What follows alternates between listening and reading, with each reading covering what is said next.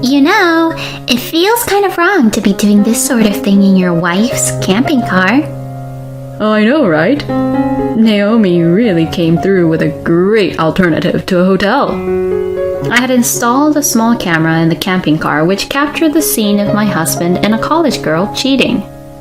Fuming with anger, I bravely climbed into the driver's seat while the affair was ongoing.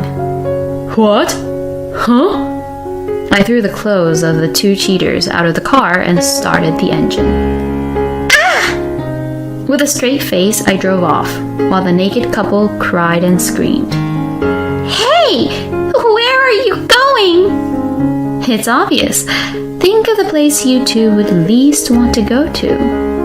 That's where we're heading, the final destination. Shall we enjoy a drive to hell together? Saying that, I smiled at the pale-faced duo. My name is Naomi, a woman in her late 40s who enjoys outdoor activities and is a homemaker. My husband, Griffin, is of the same age and we met at a campsite. We hit it off and started dating, which eventually led to our marriage. We work together and have the same hobbies, and although we were not blessed with children, we have had a good life. I had a little dream of my own, that is to buy a camping car and to travel around with Griffin. And the other day, part of that came true. I took out a loan and purchased a camping car. When the camping car was delivered to our garage, it became a small topic of conversation among our neighbors. From children to the elderly, they would ask things like, "What is this?" or "How cool?" All we had to do was take time off from work and start exploring. Just as I was thinking that way, my work started to get busier. I had to work overtime and on weekends more frequently, and although I wasn't completely without time off, I couldn't take extended periods off. It was a bit frustrating, but I knew that having something to look forward to would motivate me to work harder. So, for the time being, I decided to concentrate on my work. Moreover, I occasionally enter the camping car and enjoy the camping mood while doing routine maintenance. While I was sitting in the driver's seat of the camping car in the garage, contemplating where to go next, suddenly I heard a knocking sound from glass door. Startled, I looked over and saw a young woman standing there. I'm sorry to interrupt. I'm a neighbor of yours and, if you don't mind, could you show me the interior of this camper? I listened to her story and learned that the young woman, named Teresa, was a college student who enjoyed camping as a hobby. She had heard from the neighborhood that a camping car had been delivered to a nearby house and came to see its exterior.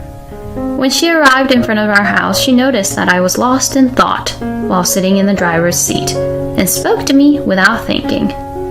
I was pleased to hear that even young women were interested in camping cars nowadays, and I wanted to show her the interior of our camping car. However, I suddenly became aware of the time. I had been working late, and after coming home and having dinner, I spent some time checking out the camping car, so it was already past midnight. As worried as I was about letting a young girl stay out so late, I decided to reschedule for another day. It's totally fine to show you, but it's late today, so come back when it's light. When I said so, Teresa responded, I understand. And then she left with a happy face. I realized that we hadn't made any specific arrangements regarding the date and time, but I figured we would run into each other in the neighborhood eventually. At the time, I was feeling optimistic. Several weeks passed. I had completely forgotten about the college student and was planning to relax in the camping car that day. However, the electricity wasn't working. It seemed that the auxiliary battery wasn't charged. Did I really use up that much electricity? While feeling skeptical, I turned on a flashlight and inspected the living area. Immediately, I sensed that something was off. The place wasn't ransacked, but it felt like someone other than me had used it. I was particularly bothered by an unfamiliar odor that I had never smelled in a camping car before. I wondered if Griffin had used it, but then he would be the first to say how it felt to use. He always talked in detail about any new camping gear he had used, so it was probably not Griffin. It was then that I finally remembered the college student. But if it was her, she could have just asked me and I would have let her see inside. There was no need for her to break in. I briefly considered contacting the police, but there was no clear evidence of a break-in or damage. I decided to buy a small camera online for security and installed it in the living space for the time being. I would start it up and set it before going to work and collect it when I came back. For a while, there were days when I checked and nothing was recorded. And then, a month later, on one night after finishing my overtime work, I collected the small camera as usual and inserted the SD card into my computer. Was my suspicion just my imagination? For the past month, nothing strange had been captured on the camera, so I was considering giving up this habit. I hadn't told Griffin about the hidden camera. I decided to keep him under suspicion for the time being. However, it was not fair to keep suspecting him like this. Thinking so, I pressed the play button, and there was a shocking scene that appeared.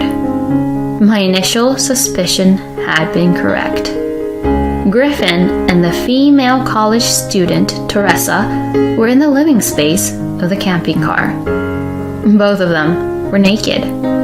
I see why Griffin can't tell me what he thinks of the camper either. Of all people, it had to be a female college student. In any case, I cannot forgive that they committed adultery in my camping car.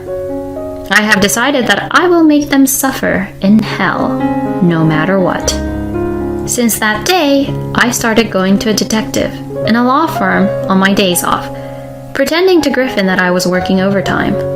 I asked the detective to investigate Teresa's university, address, and the frequency of infidelity. I also consulted with a lawyer about this matter and requested advice on claiming damages in the creation of a certified document. The detective's work was quick, and information such as the address was obtained in about a week. And it turned out that Teresa was living alone for her commute to university. I continued to have the detective investigate and learn more about Teresa's infidelity tendencies. It seemed that she only engaged in acts inside the camping car when I was away for work on weekends. Otherwise, they seemed to use hotels or go to Teresa's house after work. The thought of Griffin moving into the female college student's residence made me nauseous. What on earth is he doing at his age? However, I'm not just letting Griffin's infidelity slide. I've almost completed my revenge preparations. All that's left is to wait for the right opportunity. On that day, I once again told Griffin that I had to work on my day off and left the house. Then 1 hour later, I sneaked back into the garage without making any noise. The windows of the camping car, front door, and rear were all closed with curtains. I approached the camping car and listened carefully. Then I heard Griffin and Teresa's wild voices coming from inside.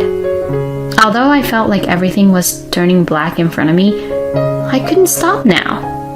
I opened the shutter of the garage. And then, even before the shutter had fully opened, my parents rushed in and quickly got into the camping car. I had asked my parents to help keep an eye on Griffin and Teresa to ensure they wouldn't escape when I planned this operation. From inside, I could hear Griffin and Teresa exclaiming, "Oh no!" I quickly got into the driver's seat. There were the discarded clothes of the two of them on the passenger seat. I threw them outside and started the engine. Naomi, what are you doing? I thought you were working. Why are your dad and mom here? Griffin shouted at me from the back seat of the car. Teresa also spoke up. Stop it! I'll call the police! I had no choice but to turn to them and speak. Quietly now, we're all going for a drive. I already know how many times you two have been up to no good there. I even have evidence. So feel free to call the police, shake off my parents, and interfere with me however you like. But in the event of an accident, who do you think will be embarrassed to be found naked? Think about that. After hearing my words, the two of them went silent as if they had given up everything. Well then, off we go on a hellish drive. After driving for a while, I heard a voice say, "Hey!" I had been sitting in silence along with everyone else in the car, making the atmosphere feel like hell. But Teresa broke the silence. Hey, where are you taking us? This is kidnapping, isn't it? If you turn back now, we won't make a scene. Let's go back. I can't believe she's still not giving up and speaking as if I'm the one at fault. What a woman. I feel like being mean, so I laughed and said, "Where do you think we're going? It's obvious we're all going to hell." Teresa lets out a small scream. By the way, this isn't kidnapping. On the contrary, I'm trying to send them back home. Look outside. If we keep driving for a while longer, you might get an idea of where we're headed. It's probably a familiar view. Teresa started shaking when she saw the outside scenery through the slightly open curtains. I can't take it. This is my hometown. Please, at least spare my parents' house. My parents can't find out about this. Teresa said that, and there was a sound of something falling on the floor. It seemed like she knelt down on the floor naked. However, unfortunately, I had no obligation to listen to Teresa's demands. I didn't want to hear any annoying apologies, so I turned up the volume on the audio and continued driving. When we arrived at Teresa's home, two people who appeared to be her parents came out of the front door. I didn't get out of the driver's seat and just rolled down the window. "Can I ask you to get in the back?" I called out to them. I had sent a registered mail to Teresa's parents with my contact information. That's why I had informed them about my visit here today. Teresa's parents nodded in response to my question and opened the door to the living area. "Teresa!" They screamed in shock. "Oh, I'm sorry for my indecent appearance. You see, I was brought here during Teresa and Griffin's little rendezvous. If you have any complaints, please tell your daughter and Griffin themselves. Oh, and if you two want to finish what you started, feel free to do it in front of your parents." Looking back, I think I was pretty crazy at that time. But being cheated on in a dream-like camping car was just too painful for me to bear. The hellish drive wasn't over yet. The real test was just about to begin. After leaving Teresa's parents' house, I got on the highway and kept driving relentlessly. Griffin seemed to have an idea of where we were going next and remained silent, still looking down. Teresa tried to make excuses to her parents from time to time, but was met with a slap from her father every time. As for my parents, they were carefree and snoring away in the back. After driving for about 4 hours, we arrived at Griffin's house in the middle of the dark night. His parents must have heard the car and came out just like Teresa's parents did earlier. I had also sent a certified letter and informed them beforehand that we would visit today. We were allowed to enter the house, and Griffin and Teresa covered themselves with a blanket. After everyone calmed down, I explained what happened and how I felt uncomfortable in the camping car. I was able to capture the scene of Griffin's infidelity by installing a small camera, and it turned out that it wasn't just a one-time thing, but a planned affair that had been going on repeatedly. The smell I sensed in the camper was likely the scent of bodily fluids such as sweat. For a while after realizing this, every time even a faint whiff of Griffin's smell came around, I felt like vomiting. But there was one thing I still couldn't figure out. Where did Griffin and Teresa meet? Can you explain to us exactly how this happened?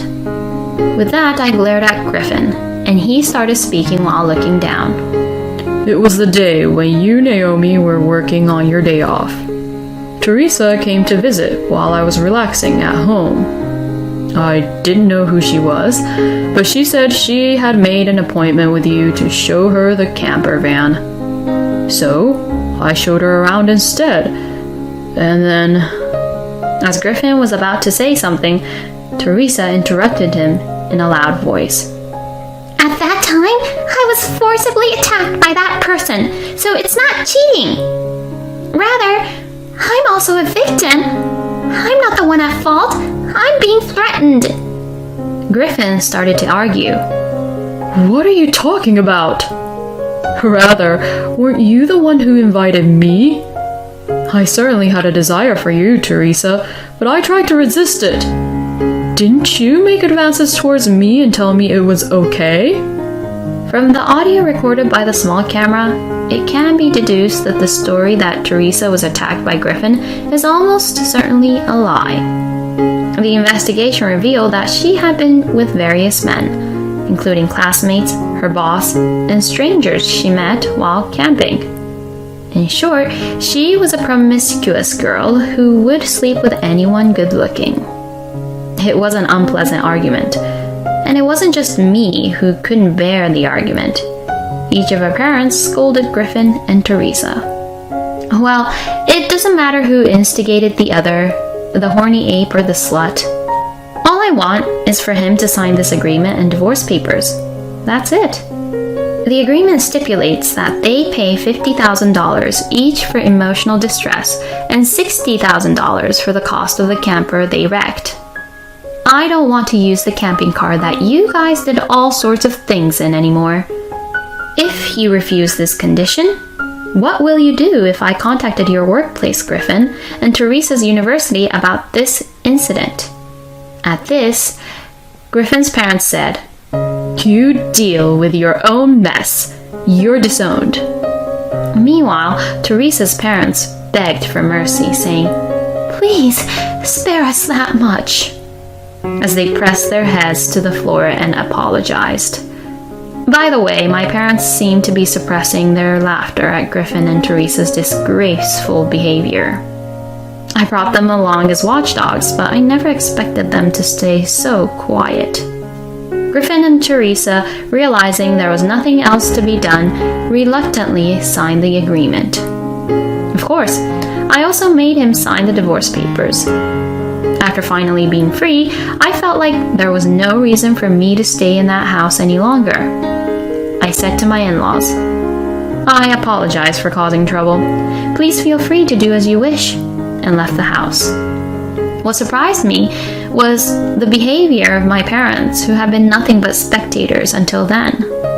My father put his hand on Griffin's shoulder and spoke to him. Griffin, you're still young. How was it, fooling around with young girls as you pleased? Must have been fun, right? I wonder if you had a blast living in paradise. Well, what's waiting for you from now on is hell. You paid $100,000 and even your parents have abandoned you. You still have the house loan, don't you? I wonder how you're going to live from now on. It's quite amusing. He had a big smile on his face as he said this. My mother also took one look at Griffin. "Naomi is kind. If it was me, I would have cut them off without hesitation with scissors." "I'm not saying what, though," she said as she made a parting shot. My parents are still unpredictable, but it felt a little refreshing. Afterwards, after the divorce, I moved back in with my parents. As usual, they were taking things at their own pace, but when I told them that the compensation had been paid, my father said jokingly, "All right then, let's go out and eat some delicious food with that money." I can't believe he's saying something like that. However, I don't mind such jokes. I bought a new car, customized for camping with the compensation money. I don't want to buy a camper van again since it only brings back bad memories. However, I couldn't shake off the desire to go camping. Now that I'm single and have more free time, I enjoy solo camping on weekends. Just shut up and make some food or something. My husband decided to live with his sister-in-law without asking me, and said that to me. He doesn't listen to my opinion at all. What did I even like about this person? Afterwards, his bigamy was revealed. You're the best, so why not? He said, and my sister-in-law responded, "Don't complain about small things." And she acted as if I was being selfish. I can't take it anymore. I left the house without saying anything to the two of them. I'm looking forward to seeing how they will react to the hell that awaits them from now on. My name is Nancy, and I am 28 years old. My husband Jackson and I were classmates in college. We didn't have any interaction at first, but I fell in love with Jackson, who was the star player of the soccer team at first sight. Eventually, we were introduced by a mutual friend and became friends. Later on, I continued to pursue him, and when I confessed to him, despite it being a long shot, he agreed to be with me. I remember being so happy that I felt like I was about to faint at that time. Jackson was the classic follow-me type of guy. It seemed like he would become a bit of a controlling husband after we got married. However, I've always been the type of person who likes to follow a man, so I love that aspect of Jackson. I thought it was wonderful that he always decided on the location for our dates and what we would do together, and I found him to be a reliable and nice person. Since I pursued him and he agreed to be with me, I always tried to please him. Eventually, we continued dating after graduation, and after working for a while, we decided to get married. After we got married, Jackson turned out to be the classic controlling husband that I had imagined. In fact, he was quite thorough in this regard. Jackson never does any housework. Instead, he gives me instructions with just a few words like coffee or food. I prepare breakfast every day, including Jackson's favorite salad. I also pack his lunch and everything he needs for the day in his bag, then see him off at the door. When he comes home, I go to the door to greet him, take his bag and suit off, and that's how our life is. It's a life where I see him off at the door and greet him at the door. I wasn't allowed to choose what to watch on TV, and it was always Jackson's favorite programs that we watched. When I brought dinner, he always started eating before me, leaving me with the leftovers. When I talked to my friends about this, most of them laughed and made comments like, "You're really putting up with a lot." Or what? I'd be so disappointed in a husband like that. To be honest, even though we were both working and I was also taking care of the household, this lifestyle was a bit difficult. But we were able to spend time together and get along well, so I thought this kind of marriage was okay.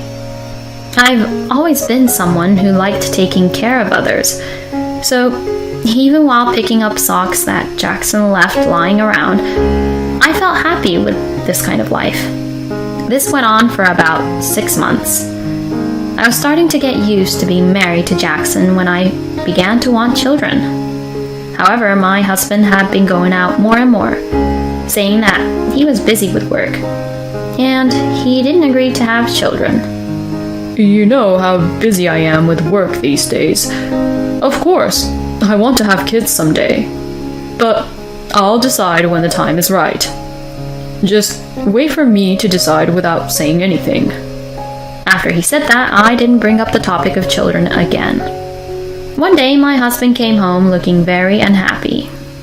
When I asked him what happened, he said, I got into a fight with my boss today and got fired. My husband has always been a bit short-tempered and quick to pick fights, even in college, when he got into some trouble because of it. But I never imagined that he would do something like this as a working adult, so I was at a loss for words.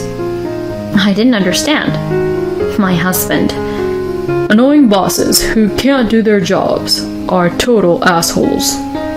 Well, I'll find another job, and won't worry about it. I just kept quiet as my husband said only that and started watching TV. Well, if that's what my husband thinks.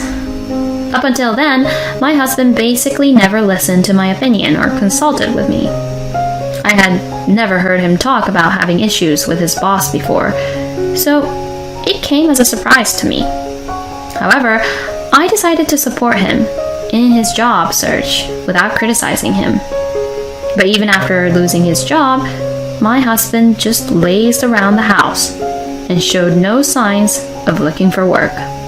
And despite being unemployed, he didn't help out with any household chores. I was left alone to work hard on both my job and housework with a non-working husband at home. However, due to the existing relationship, I couldn't bring myself to say to my husband, "Since you're not working, could you at least do some housework?" I am currently trying to find a topic to talk about. "How's your job search going?" I asked. What? Are you rushing me? After being told that in an angry tone, I became unable to bring up the topic of job hunting anymore. As I spent some time wondering what was going on, I began to feel a certain discomfort. Since there was no indication that my husband was looking for a new job, I assumed he was home all day. However, when I came home from work, my husband was indeed at home, but there was no sign that he had been spending time there. There were no signs of him using the kitchen, toilet, or bathroom. There was no evidence of him using any dishes either. Since my husband never does any household chores, there should be dishes left behind if he had eaten something. There were no water droplets in the bathroom, and there was no change in the food in the fridge. I felt like my husband hadn't been home all day, and my husband looks terribly tired, even though he must not have done anything all day. Feeling uneasy, I thought, maybe I'm just assuming and he's actually job hunting. I thought this way. Or maybe even if he's at home all day, he might be tired from something. I tried to think that he might have gone out and found something to distract himself. As I was going about my daily life like that, one day, my sister-in-law Mia suddenly showed up at our house with a large package. And with one sentence, "I'll be with you for a while," she burst into our house with a large package. I didn't understand what was going on suddenly. Then my husband said, Good job, sis. and welcomes his sister with a smile. When I asked my husband what was going on, he told me that his sister was getting a divorce and had nowhere else to go. So she came to our house. But I didn't know anything about it. When I said that, my husband immediately looked unhappy. What? Do you have a problem with that? We should naturally help out our family when they're in trouble, right? I'm used to my husband's dominant attitude. Even if he said something unfair, the best way for us to live in peace was to ignore it. But this time, I couldn't just accept it like before. But couldn't she go back to her parents' home? Our house isn't that big. Isn't Mia going to feel uncomfortable? I conveyed my thoughts in a gentle way, but my husband still became unhappy. Shut up! Just shut up and make some food. He yelled at me and then ignored me, so we couldn't even have a conversation about it. And that's how Mia ended up living with us without any discussion. Our life together became a living hell. Until now, my husband and I were able to manage the household chores between the two of us, but now it's 3 people's worth of work. Mia doesn't do any housework, just like my husband, even when I ask her to help out a little bit. No, it's annoying. You've been doing everything for my little brother until now, right? It's not a problem to have one more person to take care of. Treat me the same way as you treat my little brother. She completely ignores my requests. And unlike my husband, who doesn't seem to be around all day, Mia is always in the house and never goes out. Hey, could you buy me a new lipstick? Get the one that I always use. I want a few notebooks, so buy me 3, okay? She gives me orders to buy even the smallest things. The most difficult thing was that my sister-in-law didn't contribute a single penny to rent or living expenses. Until then, I had reduced my working hours in order to not neglect the household chores. But with only reduced pay, it wasn't enough to cover the living expenses for 3 people. So I went back to working full-time. It was hell, having 2 people who didn't do anything in the house while working full-time.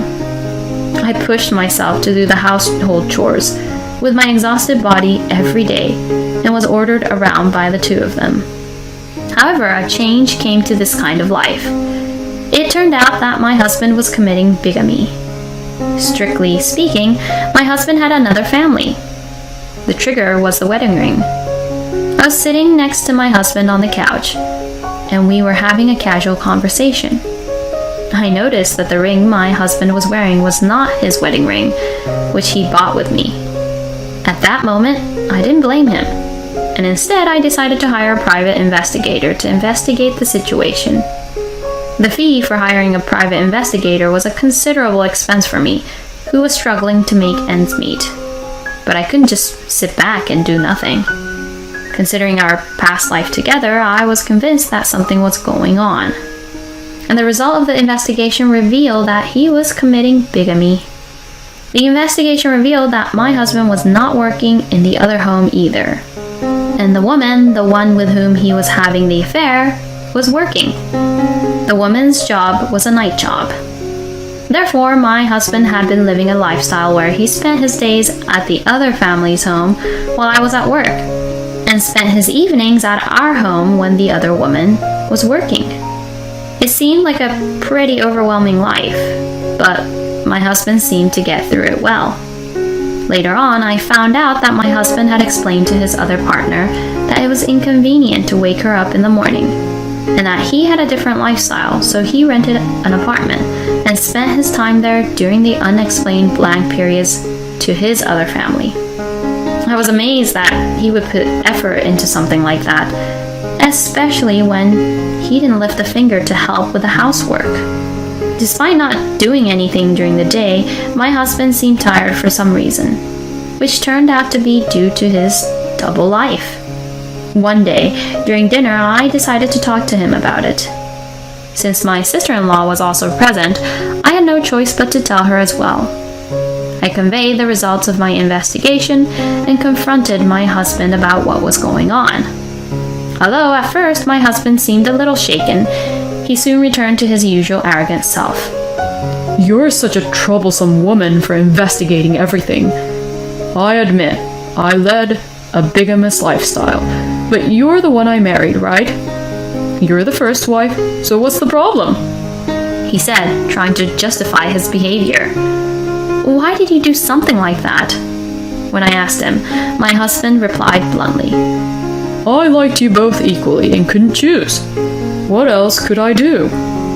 I was surprised by his answer, as I didn't expect him to have any feelings for me, but that doesn't mean I can forgive what he did. Then my sister-in-law interrupted. Hey, isn't it annoying that you make such a fuss just because he had another household? He says you, Nancy, are his number 1, so isn't that enough? Just keep doing your job as a housekeeper like you did before. I wondered why I had to endure such treatment from my sister-in-law. Seeing me staying quiet, Jackson said, Hey, you get it now, right? Well, I can't do it right away, but eventually we'll just have our own home. Once I get a job, I won't be able to stay with the other family anyway. I reached my limit of patience towards my unrepentant husband and my sister-in-law, who, despite being an outsider, talked down to me with her arrogant attitude. I received the results of the investigation, and there was actually something else I wanted to say to the 2 of them. However, I felt that it wouldn't be wise to say it at that moment. I don't want to continue the conversations with someone who looks down on me and treats me like a fool. I had come to feel that way.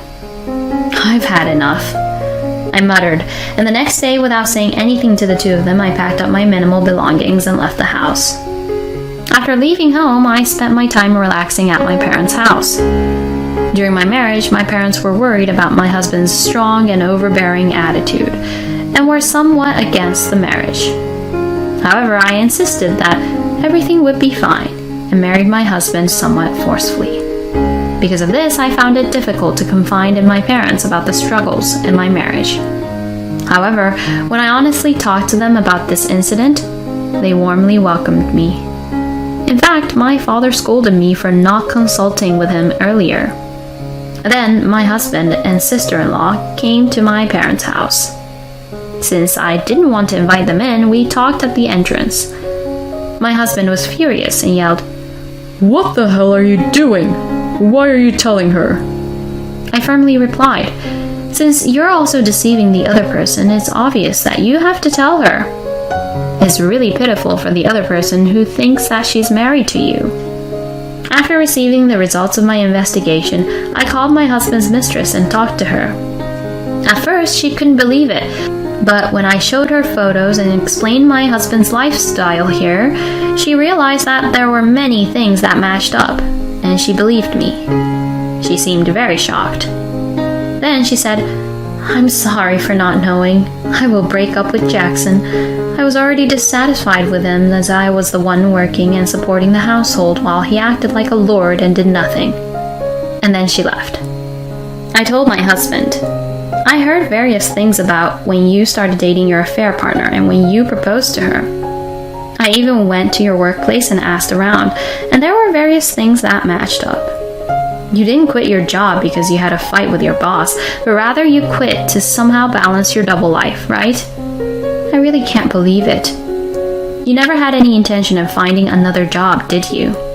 After I said that, my husband had an indescribable expression on his face. Well, yeah, I was planning on continuing that lifestyle for a while. My husband said with an unconvincing tone. I piled on more. You originally said that you found work troublesome, right? You said you liked both. In the end, you just wanted an easy life, didn't you? Having a double life may be a bit tough, but it was better than working, right? You could go back and forth between two households without doing any housework. Not wanting children was because it would make this lifestyle difficult, wasn't it? You were already cheating on me when I said I wanted children. At that time, you were thinking about how to maintain your double life in the future, right? You're truly the worst. My husband seemed to have nothing more to say in response. Then, my sister-in-law started to get angry. You told my husband where I was, didn't you? What are you going to do about it? Regarding this matter, I calmly conveyed, Yes, it seems that your ex-husband is searching for you, claiming that you ran away with money. I investigated my husband's affairs and also did my own research on my sister-in-law. It turns out that she didn't do any household chores and was caught cheating. Her husband filed for divorce, and she took all the money in the house and disappeared. It seems that her husband was desperately searching for her. However, when my sister-in-law asked my husband to hide her, he falsely reported to her husband's contact that she hasn't come to our place. I tried contacting her family, but it seems she hasn't gone back there either. This is the reason why my sister-in-law never left the house. I revealed the truth to my husband's other family and my sister-in-law's husband as a revenge against the two of them. When they both kept complaining at our doorstep, I told them that I would call the police if they continued to stay there. They panicked and left. Regarding what happened afterward, it seems that my husband was sued for marriage fraud by his mistress for consolation money. Of course, I also demanded consolation money from my husband for his infidelity. My sister-in-law also ran away again, but eventually she was found and was required to pay consolation money. It appears that my ex-husband and my sister-in-law continued to live in the same house that we used to live in. However, as they are both unemployed and paying consolation money, they can no longer afford the rent. They had a hard time finding a new place to live and ended up homeless. My ex-husband eventually found a part-time job, and they moved into a rundown apartment, but their financial situation remains difficult. They have never done any household chores before. As a result, the house is in complete disarray and has become like a hoarder's house. I received a contact from both of them again. They said they were sorry and wanted me to come back. However, I declined their offer. Currently, I am still living comfortably at my parents' house. Even if I meet a good partner in the future, I want to carefully choose someone who will not confuse being a dominant husband with being selfish. Thank you for watching.